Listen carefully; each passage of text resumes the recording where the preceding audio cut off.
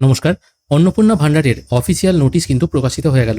এবার এই নোটিশ অনুযায়ী কারা কারা টাকা পাবেন, কারা টাকা পাবেন না, নতুন আবেদন কবে থেকে হবে, সবকিছু কিন্তু আজকের এই ভিডিওতে আমরা দেখে নেব। নোটিশ ইংরেজিতে লেখা আছে, আমি আপনাদের বোঝার সুবিধার জন্য এটা বাংলায় কনভার্ট করে নিয়েছি।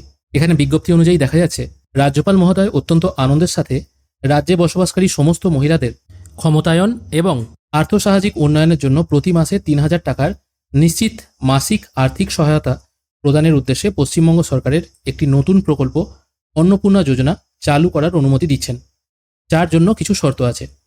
এখানে আপনার বয়স হতে হবে 25 থেকে 60 বছরের মধ্যে। যিনি টাকা পাবেন তিনি কেন্দ্র বা রাজ্য সরকার অথবা কোনো সংবিধিবদ্ধ সংস্থা, সরকারি সংস্থা, পঞ্চায়েত, পৌরসভা, স্থানীয় সংস্থা, এই রাজ্য সরকারের সাহায্যপ্রাপ্ত শিক্ষা প্রতিষ্ঠানের শিক্ষক বা অশিক্ষক কর্মী ইত্যাদি কোনো স্থায়ী সরকারি চাকরিতে নিযুক্ত থাকতে পারবেন না, বা তিনি যদি এই চাকরিগুলো করেন তাহলে তিনি কিন্তু টাকা পাবেন না, অথবা তিনি যদি পেনশনও পান তাহলেও তিনি টাকা পাবেন না। তিনি আয়কর দেন না বা ইনকাম ট্যাক্স প্রদান করেন না, এরকম ব্যক্তি হতে হবে। দ্বিতীয় পয়েন্টে বলা হয়েছে, এই ৩,০০০ টাকা প্রতি মাসের নির্ধারিত আর্থিক সহায়তা সরাসরি বেনিফিট ট্রান্সফার বা ডিবিটি বা ডাইরেক্ট বেনিফিট ট্রান্সফার এর মাধ্যমে আসবে। অর্থাৎ আপনার আধারের সঙ্গে যে ব্যাংক অ্যাকাউন্ট লিঙ্ক আছে সেই ব্যাংক অ্যাকাউন্টে ক্রেডিট হবে 1 জুন 2026 থেকে, এবং আশা করা যাচ্ছে প্রতি মাসের 1 তারিখেই এটা পাঠানো হবে। 3 নম্বর পয়েন্টে বলা হচ্ছে, লক্ষ্মীর ভাণ্ডার প্রকল্পের সমস্ত বিদ্যমান সুবিধাভোগীদের অন্নপূর্ণা যোজনায় স্থানান্তরিত করা হবে। অর্থাৎ যারা লক্ষ্মী ভাণ্ডার পেতেন তাদের সবাইকেই অন্নপূর্ণা ভাণ্ডারে ট্রান্সফার করা হবে, নতুন করে কোনো ফর্ম ফিল আপ করতে হবে না।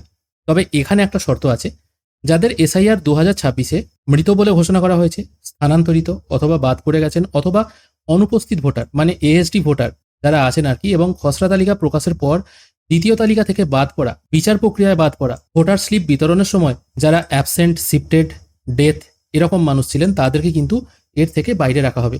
মানে যে সমস্ত মানুষরা মারা গেছেন, অন্য কোনো জায়গায় শিফটেড হয়ে গেছেন, এখানে আর বসবাস করেন না, ভোটার স্লিপ যখন দিতে যাওয়া হয়েছিল তখনও তারা অ্যাবসেন্ট ছিলেন, তাদেরকে কিন্তু এই সুযোগ সুবিধা দেওয়া হবে না। কিন্তু যারা এসআইআর ট্রাইব্যুনালে অ্যাপিল করেছেন, যাদের ভোটার লিস্ট থেকে নাম বাদ পড়ে গেছে কিন্তু তারা ট্রাইব্যুনালে অ্যাপিল করেছেন বা সিএ এর অধীনে আবেদন করেছেন, তাদের আবেদন নিষ্পত্তি না হওয়া পর্যন্ত তারা কিন্তু এই ৩,০০০ টাকা পাবেন। মানে যাদের নাম ডিলিট হয়ে গেছে কিন্তু তারা আবেদন করেছেন, এবার এসআইআর ট্রাইব্যুনালের সময়সীমা তো এখনো পেরিয়ে যায়নি, এখনো পর্যন্ত সেগুলো বিচারাধীন রয়েছে, বা এরকম অনেক মানুষ আছে যারা সিএতে আবেদন করেছে, তারা কিন্তু এই সুবিধা পাবেন।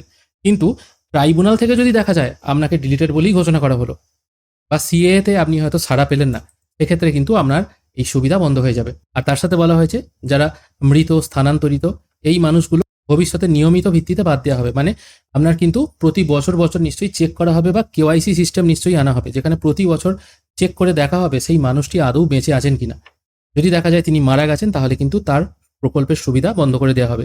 আর নতুন আবেদনকারীরা 1 জুন 2026 থেকে অন্নপূর্ণা যোজনার পোর্টালে আবেদন করতে পারবেন। তবে অফলাইনে আর হবে কিনা সেটা কিন্তু এখানে স্পষ্ট করে বলা নেই, আশা করি অফলাইনও চালু থাকবে। 5 নম্বর পয়েন্টে বলা হচ্ছে, অন্নপূর্ণা যোজনার অধীনে প্রাপ্ত আবেদনগুলি এই উদ্দেশ্যে অনুমোদিত সরকারি কর্মকর্তাদের দ্বারা যথাযথভাবে তদন্ত করা হবে। মানে আপনি অ্যাপ্লাই করার পর সেগুলো ভেরিফাই করা হবে, যাচাইকরণ ও তদন্তের পর গ্রামীণ এলাকার ক্ষেত্রে ব্লক উন্নয়ন আধিকারিক মানে বিডিও এবং শহরাঞ্চলের ক্ষেত্রে এসডিও যোগ্য আবেদনকারীদের তালিকা অনুমোদনের জন্য জেলা ম্যাজিস্ট্রেটের কাছে অনলাইনে সুপারিশ করবেন।